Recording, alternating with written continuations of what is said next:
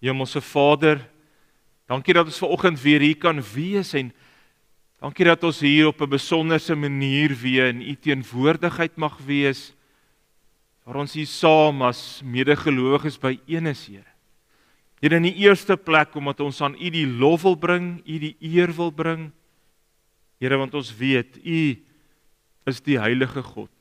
U is die almagtige God, U is die skepper God. Here, maar U is ook ons hemelse Vader. Die een wat in liefde en in genade by ons elkeen se lewens betrokke is. En daarom wil ons ook graag meer van U leer, meer leer oor wie U is, Here. Here, en wil ons ook graag meer leer oor hoe U wil hê ons moet leef. Here, en help ons as ons iewerster 'n skeefgetrekte prentjie, 'n skeefgetrekte idee het oor wie U is. Om bid ek om vra ons, Here, om dit te kom regstel. En ons te help dat ons prentjie van U al hoe duideliker sal lyk. Dat ons al hoe beter sal verstaan hoe dit is, hoe U wil hê ek moet leef. Sodat ek in U weë, in U paaie sal loop en sal leef. Ons vra dit in U naam. Amen. Ek gaan vir ons so voelvlug vat deur die boek Jona. So ons gaan 'n redelike stuk van die boek lees. Ek gaan nie by 'n enkele hoofstuk stil staan nie. Ek wil graag so na die hele Jona kyk. So 'n bietjie vroeër die jaar het ons by die mannegroep ook so 'n bietjie by Jona stil gestaan en ek het besef dis iets wat ek dink goed is vir ons elkeen om weer te hoor en so 'n bietjie na te dink oor die verhaal van Jona. So in die Bybel hier voor my is dit op bladsy 998 in die Ou Testament, so dis so net na die boek Obadja, net voor Micha, vind ons die boek Jona. Jona dan een van die klein profetiese boeke. Klein profeet nie omdat hulle noodwendig in statuur minder belangrik was nie, maar omdat die klein profete boeke korter is as die ander profetiese boeke wat aansienlik langer is binne in die Bybel. So Jona, ek gaan vir ons hoofstuk 1, hoofstuk 3 en hoofstuk 4 lees. Ek gaan nie hoofstuk 2 lees nie terwille van tyd, anderster gaan dit naand heeltemal te lank vat. Maar luister weer 'n slag en luister bietjie 'n slag opnuut na die verhaal van Jona. En luister so 'n bietjie na God se besig wees met Jona. Ek dink so baie keer fokus ons daarop dat Jona gaan oor Ninive en dat Ninive moet verander. Maar luister so 'n bietjie na wat is God met Jona besig en hoe is God in Jona se lewe besig om daar ook verandering dan te bring. Ek lees ons daarvan hoofstuk 1 vers 1 af. Die woord van die Here het tot Jona seun van Amittai gekom: maak klaar, gaan na die groot stad Ninive toe en spreek hom aan, want ek weet hoe sleg hy is. Maar Jona het klaar gemaak om na Tarsis toe te vlug, weg van die Here af.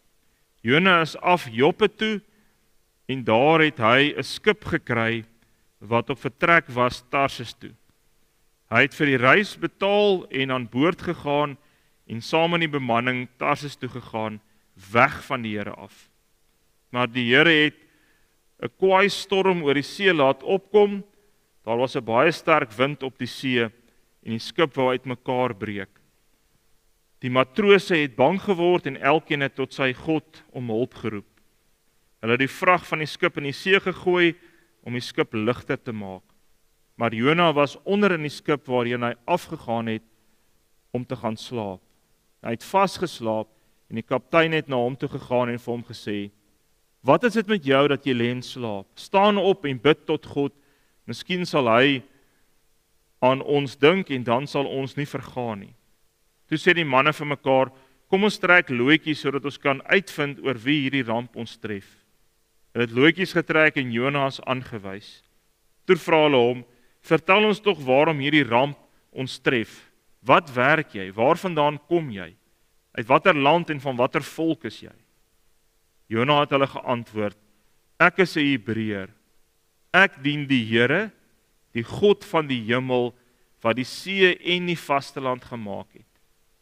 Die manne het baie bang geword en vir Jona gesê, wat het jy nou aangevang? Hulle het te wete gekom dat hy van die Here af wegvlug. Jona het hulle dit self vertel.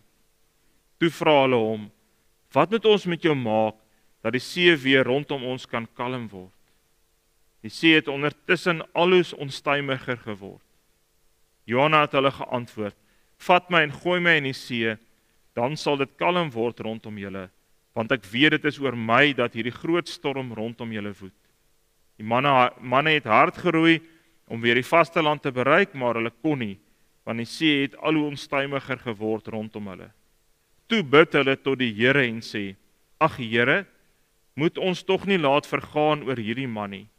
Moenie dat ons iemand onskuldig doodmaak nie. U is die Here, u doen wat u wil. Hulle vat toe vir Jona en gooi hom in die see. Die storm op die see het toe bedaar. Die manne het toe bang geword vir die Here en hulle het vir hom 'n offer gebring en geloftes afgelê. En dan hoofstuk 2 gaan oor die verhaal waar die vis Jona insluk en dan wanneer hy binne in die vis is en die vis hom dan op die eindig op die vasteland uitspoeg. En dan van hoofstuk 3 af, die woord van die Here het 'n tweede keer tot Jona gekom. Maak klaar, gaan na die groot stad Ninive toe en spreek hom aan met die boodskap wat ek jou sal gee. Toe maak Jona klaar en gaan na Ninive toe soos die Here hom beveel het. Ninive was 'n baie groot stad. Mense 3 dae gevat om dit deur te stap. Jona het die stad ingegaan en 'n dag lank daar rondgestap en toe roep hy, nog net 40 dae en Ninive word verwoes. Die mense van Ninive het toe in God geglo en hulle het 'n groot dag aangekondig om te vas. Groot en klein het rouklere aangetrek. Die berig het ook by die koning van Ninive uitgekom. Hy het van sy troon af opgestaan en sy koningsklere uitgetrek, rouklere aangetrek en op die ashoop gaan sit.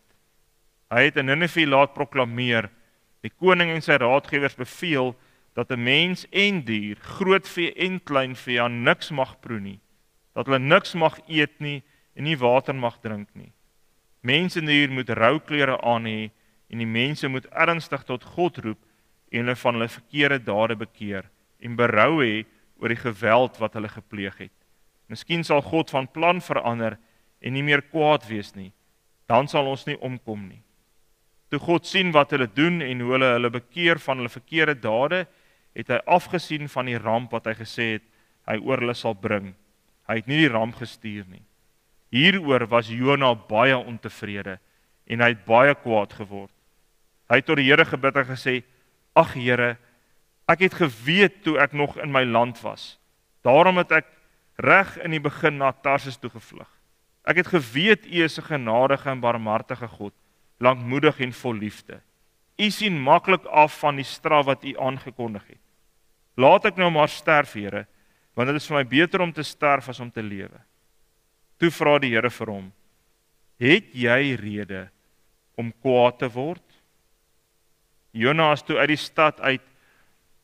Hy het oos van die stad gaan sit en vir hom 'n skerm gebou. Hy het daaronder in die skaduwee gaan sit om te sien wat in die stad gebeur. Toe laat die Here God 'n komkommerplant opkom en dit het bo oor Jona gerank om skaduwee te gee vir sy kop en om hom van sy misnood te bevry. Jona was baie bly oor die komkommerplant. Volgende môre met dagbreek laat God toe 'n wurm kom en dit het aan die komkommerplant gevreet sodat dit verdroog het. Toe die son opkom, het God 'n skroeiende sterk wind uit die ooste laat waai. Die son het vir Jona op sy kop gesteek en hy het baie swak geword en gewens om maar liewer te sterf. Hy het gesê, dit is vir my beter om te sterf as om te lewe. Toe vra God vir Jona, het jy rede om kwaad te word oor die komkommerplant? En Jona antwoord, ek het rede genoeg, ek is besig om te sterf. Die Here het vir Jona gesê, jy is besorg oor die komkommerplant waarvoor jy nie gewerk het nie en wat jy nie versorg het nie. Dit het oornag opgekom en oornag is dit dood. maar ek mag nie besorg wees oor 'n groot stad Ninive nie, 'n stad waarin daar meer as 120.000 mense is, wat nie weet wat reg of verkeerd is nie, en ook nog baie diere. So lees tot sover. Ek dink ons almal het al in ons lewe opdragte gekry, ons het nou daaroor gepraat, wat ons nie lus was om uit te voer nie. Ons almal het 'n voorkeur aan sekere goed is vir jou lekker om te doen, maar dan is daar ook ander goed wat vir jou minder lekker is, goed wat jy nie regtig graag wil doen nie, maar dan moet jy dit doen. En mense hanteer dit verskillend, né? Party mense sal die goed wat hulle nie van hou om te doen nie, eers te gou doen om dit klaar te kry en agter die rug te kry. En ander mense weer stel dit uit en los dit vir laaste en doen eers al die ander goed en dan heel op die einde dan doen hulle nou die goed wat hulle eintlik nie regtig lus is om te doen nie. En daar's verskillende redes hoekom ons nie opdragte wil uitvoer nie. Soms is ons nie lus daarvoor nie. Aan die ander kant is dit miskien omdat jy voel die opdrag is bokant jou vuurmaakplek. Dat jy dalk voel maar ek is nie opgewasse teen hierdie opdrag nie. Soms is dit omdat jy voel ek is nie goed genoeg nie. Ek is dalk nie waardig genoeg om hierdie opdrag uit te voer nie. En ander kere vat opdragte ons soms uit ons gemaksone uit en maak dit dat ek moet goed doen waarmee ek nie gemaklik is nie, want dit is nie deel van my gemaksone nie.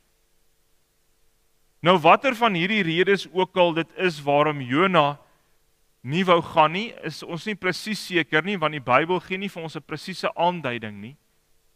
Nou as ons so 'n bietjie in die geskiedenis gaan blaai, dan kan ons tog so 'n bietjie aflei oor waarom Jona nie noodwendig lus was vir hierdie opdrag nie. Ons lees in die Bybel dat Jona 'n profeet van die Here was. Ons lees daar in 2 Konings 14, vers 25 lees ons van Jona en dat hy spesifiek God se profeet was of een van sy profete was en dat God vir Jona opdragte gegee het wat hy moet gaan uitvoer. Maar nou is Jona baie huiwerig vir hierdie opdrag en hy vlug heeltemal in die teenoorgestelde rigting. Hy vlug Tarsus toe wat in heeltemal die teenoorgestelde rigting lê as wat Ninive gelê het. En miskien lê die antwoord vir ons daarin as ons so ietsie net gaan kyk, maar wie of wat was die stad Ninive gewees? Hier in Jona lees ons al dat God sê, maar hy weet van al Ninive se verkeerde dade, hy weet van alles wat Ninive gedoen het wat sleg en verkeerd was. Nou Ninive was een van die stede gewees van die Assiriese ryk. En die Assiriese ryk was bekend gewees vir hulle wreedhede. En ons weet die Israeliete het gereeld deurgeloop onder die Assiriese ryk. Die Assiriese ryk het gereeld die Israeliete ook aangeval en het ook op wrede maniere teenoor die Israeliete opgetree.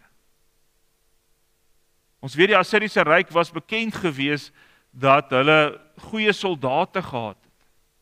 En dan in besonder Ninive, sê hulle, was een van die sentrums gewees van die Assiriese ryk. So 'n Israeliet het glad nie positiewe koneksies gehad of denke gehad oor Assirië en oor Ninive nie. Die Assiriese ryk het op 'n stadium op die hoogtepunt, toe die Assiriese ryk sy hoogtepunt bereik het die Assiriese ryk gestrek waar vandag die hedendaagse Irak en Iran is tot in Egipte. Dit is so wyd daai Assiriese ryk hulle self gebou en uitgebrei het. En hulle was bekend daarvoor dat as hulle ander mense aangeval het, hulle baie wreedaardig was, dat hulle baie keer mense onderste bo sou opgehang het en gelos het, dat hulle so sou hang totdat hulle dood is. Hulle was bekend daarvoor dat hulle klomp ander mense sou wegvoer en dan sou verkoop het as slawe. En ons weet dit wat onder andere gebeur het met die Noordryk, dat die Noordryk ook deur die Assiriërs aangeval is en dat 'n klomp van hulle in ballingskap weggevoer is. So as ons hierdie agtergrond het, dan begin ons so 'n bietjie beter verstaan hoekom Jona nie lus was, nie kans gesien het vir hierdie opdrag wat die Here vir hom gegee het. Want die Here stuur hom na Israel se vyande toe. Die Here sê maar gaan na daai ouens toe wat so gereeld julle wreedaardig behandel, sleg behandel, bekend is daarvoor dat hulle nie sal skroom om mense op gruwelike maniere dood te maak nie. Na daai mense wat nie skroom om ander in ballingskap weg te voer en te verkoop as slawe nie, gaan na daai mense toe en gaan vertel vir hulle dat as hulle nie hulle self bekeer en tot inkeer kom nie, dan gaan hulle verlore raak.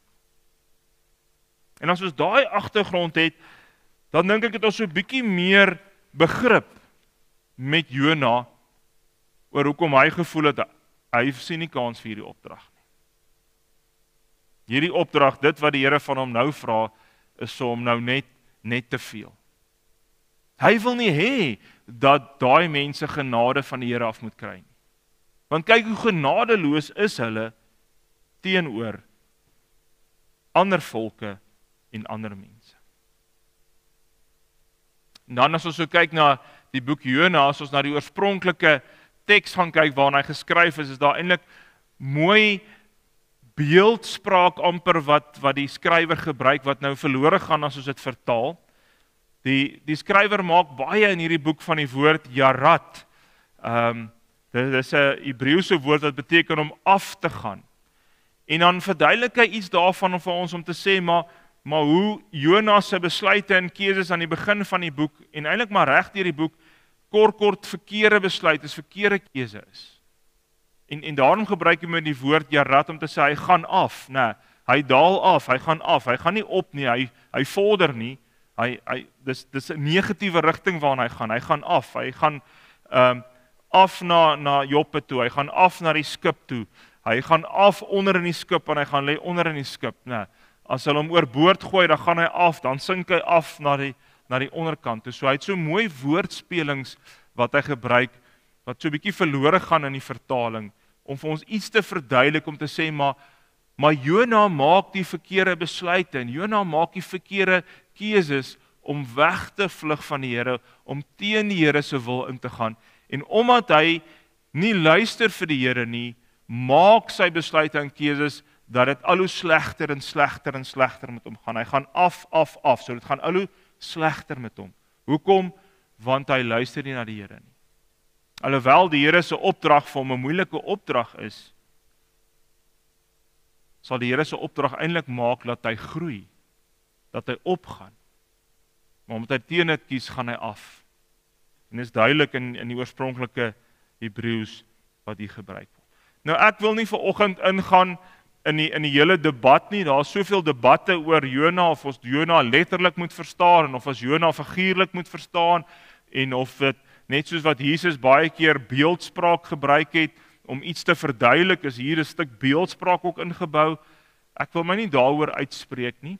Die gevaar kom dat as 'n ou so besig is met daai goed en daarbey vashak, dat hy nie eintlik uitkom by die boodskap van die Bybel nie. Die Bybel is nie geskryf om goed vir ons wetenskaplik korrek of histories korrek weer te gee nie. Die Bybel is geskryf as 'n geloofsboek sodat ons kan leer en kan groei in ons geloof. En dis graag wat ek ook verder by wil fokus vanoggend om te gaan sê, maar wat wil die Here vir ons kom leer uit hierdie verhaal van Jona uit? Wat is daar vir my en jou om uit hierdie verhaal uit te vat?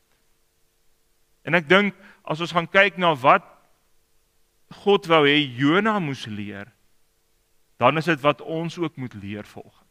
En dit is 'n deel van my en jou se geestelike groei ook, om ook by Jona te gaan sit en te kan sien hoe die Here met hom gewerk, sodat hy kan geestelik groei, sodat hy kan verander, en meer kan word soos wat die Here wil hê dat Jona moet wees. So ja, die Here stuur vir Jona as profeet om na Ninive toe te gaan, omdat Ninive moet verander. Maar dit is nie net Ninive wat moet verander nie. Jona moet ook verander. God wil hê daar moet verandering in Jona plaasvind. Die Here wil hê Jona moet begin anders te dink oor God. Die Here besef maar Jona se prentjie van hom is so 'n bietjie skeef getrek. Hy het nie 'n mooi duidelike prentjie van God nie. Sy prentjie van God is skeef getrek en daarom wil die Here hê dat Jona so 'n bietjie moet moet nie dink oor sy prentjie van God. Bietjie gaan moet herbesin, maar hoe sien hy God?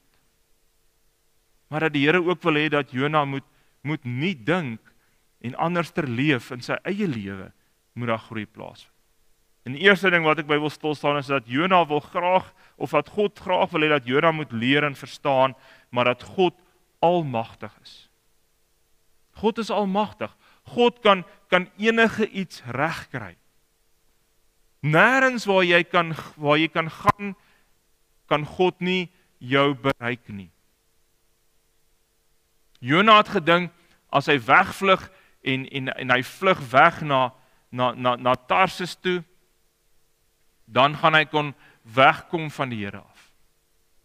En dalk mag dit vir ons klink na 'n futiele oefening, maar ons moet onthou, in die Bybelse tyd het hulle nogal hierdie denke gehad, dat die verskillende volkere se gode, se krag was net daar waar die volk se woongebied was. Dat sodra jy uit jou volk se woongebied gaan, jy nie meer onder die mag is van daai gode nie. En dis hoe hulle gedink het, en moontlik het Jona dit ook gedink, maar God is die God van Israel, en sy magsgebied strek net in soverre waar die Israeliete is, so as hy ver genoeg wegvlug, gaan hy onder God se mag uitwees. En dan kom leer die Here vir hom, maar God is werklik almagtig. En ek dink dis iets wat ons ook soms vergeet in hierdie lewe. Ons leef so baie keer en dan sê ons glo in die Here, maar glo ons werklik dat die Here almagtig is, dat hy enigiets kan bereik, enigiets kan regkry. Dink baie keer vergeet ons dit, wanneer ons hier op aarde is en ons kry swaar en ons worstel met 'n klomp goed, dan vergeet ons baie keer God is almagtig. Dawid skryf dit so mooi in Psalm 139, as hy sê, klim ek op na die hemel, is U daar. Gaan lê ek in die doderyk, is U daar. Vlieg ek na die ooste, of woon ek in die verre weste, ook daar lei U hand my, hou U regterhand my vas. Jona moet leer dat maak nie saak waar hy gaan nie, God is by hom. Maak nie saak wat se goed hy moet trotseer nie, die Here sal hom nie alleen los nie.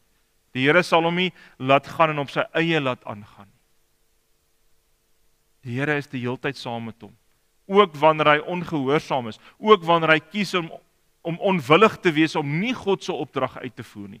Ook dan los die Here hom nie en sê, okay, maar jy's nou ongehoorsaam, daar sê jy's nou op jou eie nie. Nee. Die Here se liefde en genade is so groot, dat hy aanhou die pad met Jona stap, al is Jona ongehoorsaam. En dit is een van die goed wat ons moet leer, uit hierdie verhaal van Jona. Die Here is die heeltyd by my, die Here stap die pad saam met my. Dan moet ons soos Jona leer, dat wanneer die Here van ons iets vra, wanneer die Here iets van ons verwag, kan ons nie daarvan af wegvlug nie, want die Here is alomteenwoordig, hy is oral by ons. En as die Here 'n opdrag vir my gegee het, dan is daar 'n rede hoekom hy dit vir my gegee het, want die Here wil graag hê ek moet dit doen. Die Here het nie gegaan toe Jona ongehoorsaam en onwillig was, en nou gesê, maar nee, nou gaan ek nie meer vir Jona gebruik nie, ek dank hom nou af as profeet nie, ek gaan iemand anders stuur nie. Nee, want die Here wou Jona gebruik, omdat dit nie net oor Ninive gegaan het nie, maar ook oor Jona. Omdat Jona ook iets moes leer, ook moes groei uit die proses. En daarom dink ek is dit baie keer met my en jou ook so. Die Here roep my en jou ook om sekere goed vir hom te doen, te gaan leef, sy liefde, sy genade, sy boodskap te gaan uitleef waar ons ook al is. En soms voel dit vir ons ook dalk soos Jona, of dit wat die Here van ons vra te veel is, ons nie kans sien daarvoor nie, dat ons baie keer voel, maar ek is nie slim genoeg nie, ek is nie waardig genoeg om dit vir die Here te gaan doen nie. Dalk is ons bang vir die implikasies van as ek die Here se liefde en genade gaan uitleef, wat gaan ander van my sê, of hoe gaan dit teen my optree? Soms is ons bang vir dit wat ons gaan moet laat los om voluit vir die Here te leef. Maar op die einde van die dag is die Here jou gekies, is dit hy jou gekies, omdat die Here besluit het, jy is die beste persoon om dit te gaan doen. En dis juist wanneer ons nie opgewasse voel vir wat die Here ons voor geroep het nie, wat ons eintlik op die beste plek is. Want as jy nie opgewasse voel vir dit wat die Here jou voorroep nie, dan beteken dit jy gaan nie op jouself staat maak nie, jy gaan op die Here staat maak.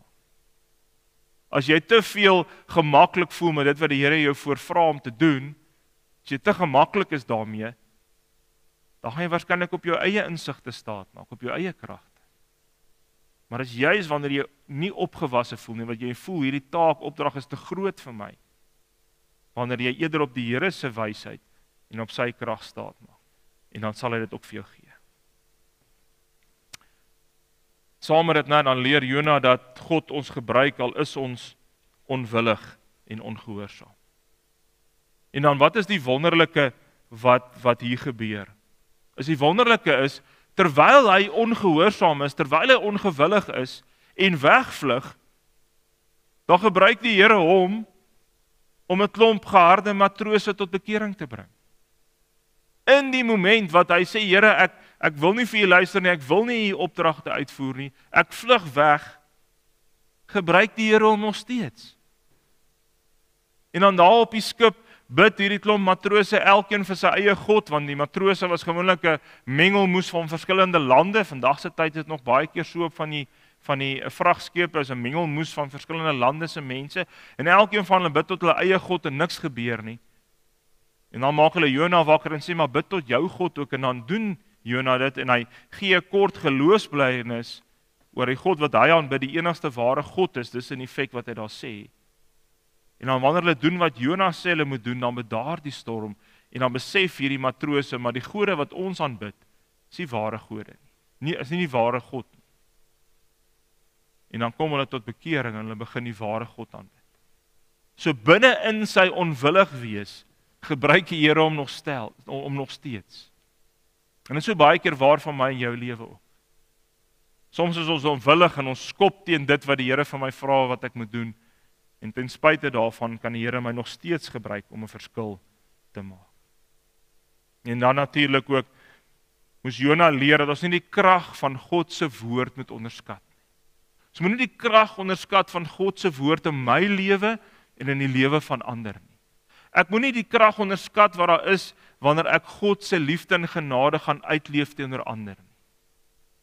Jona het gedink, ag nee, ek wil nie gaan nie, ek wil nie genade vir die mense gaan verkondig nie. En wat gebeur? Jona gaan loop daar in die stad, steeds nog half onwillig. Hy doen dit nou maar ons sien geestelik het daar nog nie verandering by hom plaasgevind nie.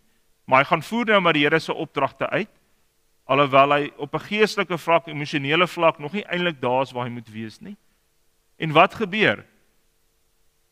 Hierdie hele stad wat berig was, bekend was vir hulle wreedhede, hoe sleg hulle ander behandel alles, gaan in rou en besef dat hulle sondig is, en selfs die koning gaan trek rouklere aan en gaan sit op die ashoop en hy kondig 'n vasdag af tot al die diere moet deel wees van die vas wat uitgeroep is. Iemand het een keer sy tong in die kies gesê, hy dink Jona is die enigste prediker wat so negatief gereageer het toe almal luister na sy preek, né? Want hy reageer so negatief op die feit dat almal vir hom luister en doen wat hy wil hê hulle moet doen.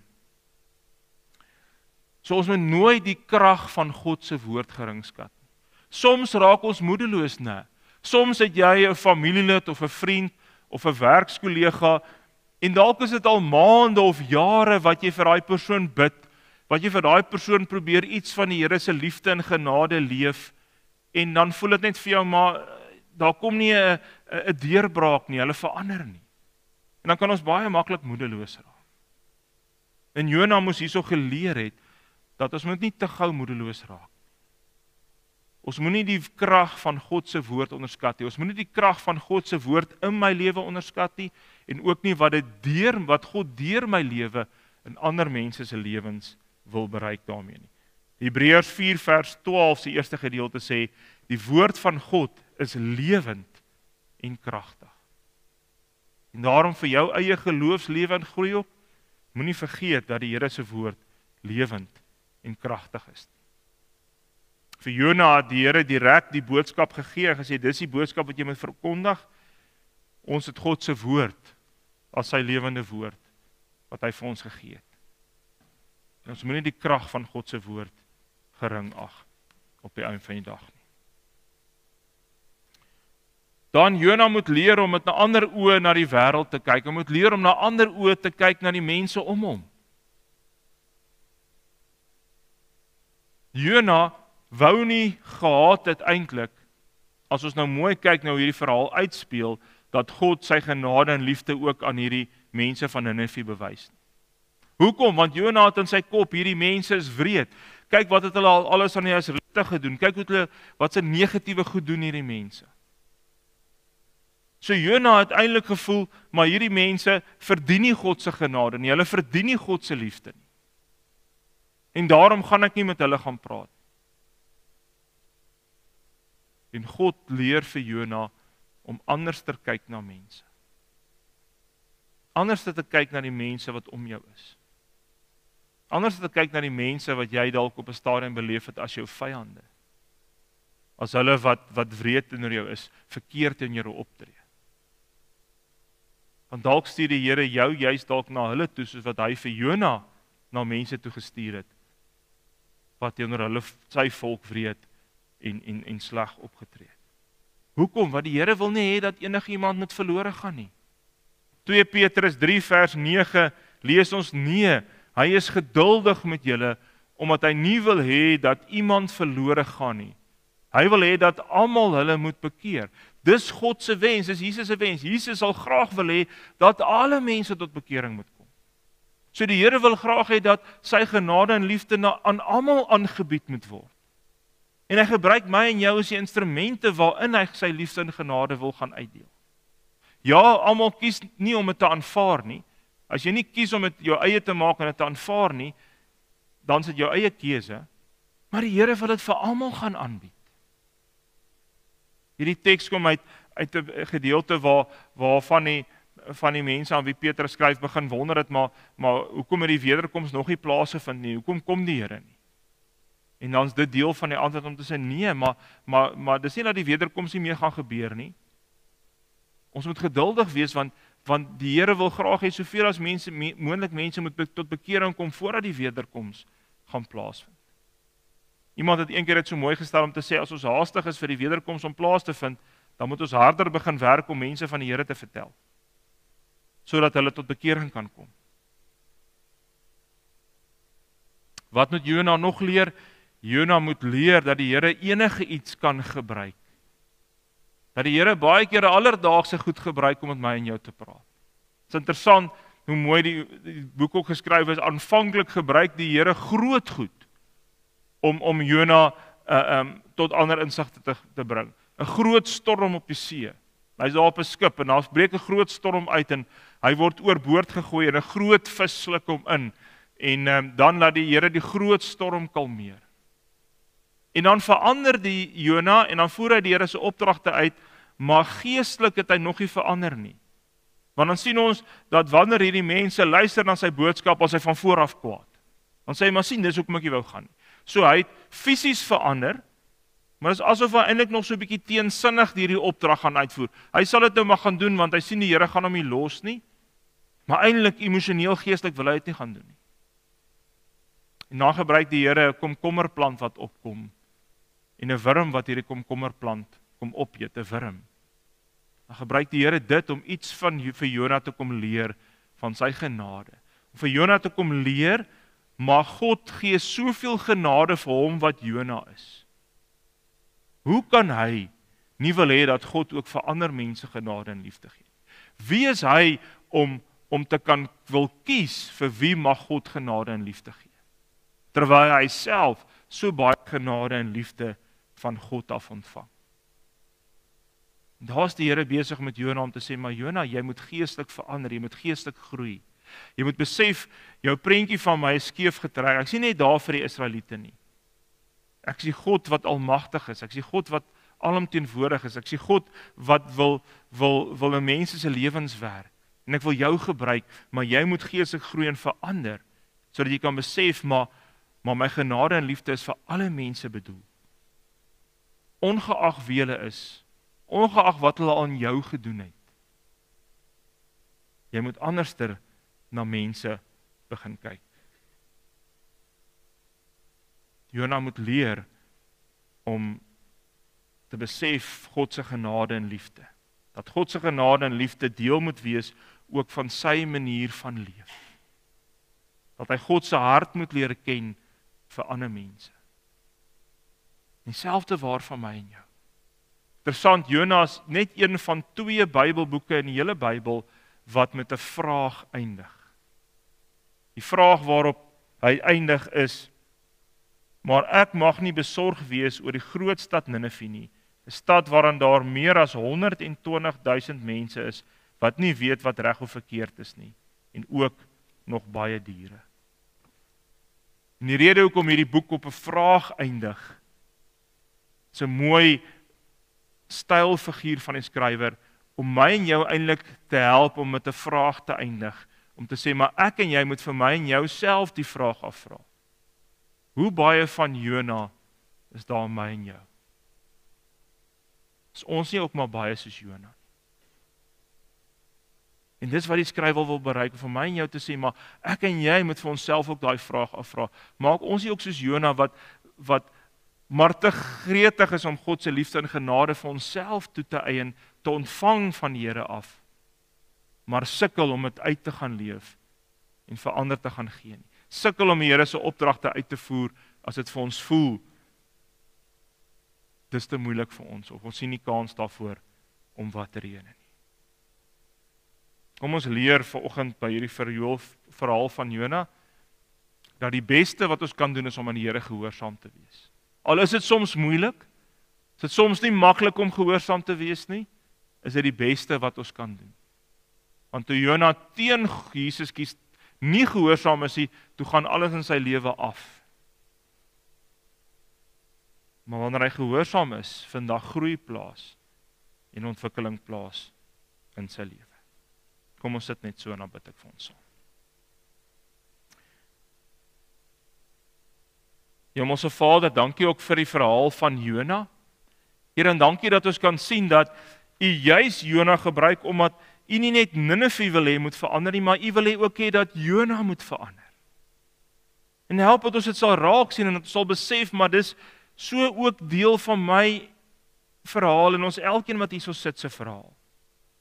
Dat U juis baie keer vir ons opdragte gee, nie net omdat U ander deur ons wil verander nie, maar omdat U ook ons wil verander wanneer ons hierdie opdrag gaan uitleef. Wanneer ons gaan doen dit wat U van ons vra. Here, maar ons moet erken dat daar baie keer meer van Jona in ons is as wat ons aldag wil erken. Dat ons baie keer ook maar sukkel met die praktiese uitleef van U liefde. Here, dat ons ook maar sukkel om gehoor te gee aan U liefdesgebod wat van ons onverdeelde liefde eis aan U en van ons vra dat ons medemens sal lief hê soos wat ons self lief het.